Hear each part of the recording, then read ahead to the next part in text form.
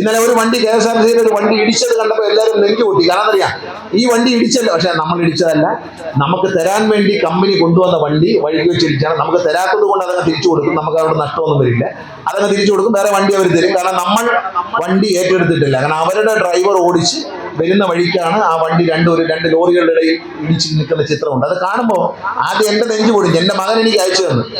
അച്ഛാ കണ്ടോന്ന് ചോദിച്ചിട്ട് ഞാൻ ഉടനെ താഴെ നോക്കിയപ്പോൾ KSRTCയിലെ MD എനിക്ക് അയച്ചിട്ടുണ്ട്. ഇത് നമ്മുടെ കുഴപ്പമല്ല സാറേ, നമ്മളെ കൈ കിട്ടിയ വണ്ടിയല്ല, അവർ കൊണ്ടുവരുന്ന വണ്ടി ഇടിച്ചാണ്, നമുക്ക് കുഴപ്പമില്ലാന്ന്. അപ്പോൾ സമാധാനമായി. കാരണം നമ്മളിത് കടം വാങ്ങിച്ചും കഷ്ടപ്പെട്ടുമാണ് വാങ്ങുന്നത് സർക്കാർ. കൊട്ടാരക്കര ബസ് സ്റ്റാൻഡിന്റെ ഡിസൈൻ പുറത്തുവിടാൻ പോയത് അത് കാണുമ്പോൾ നിങ്ങൾ മനസ്സിലാവും.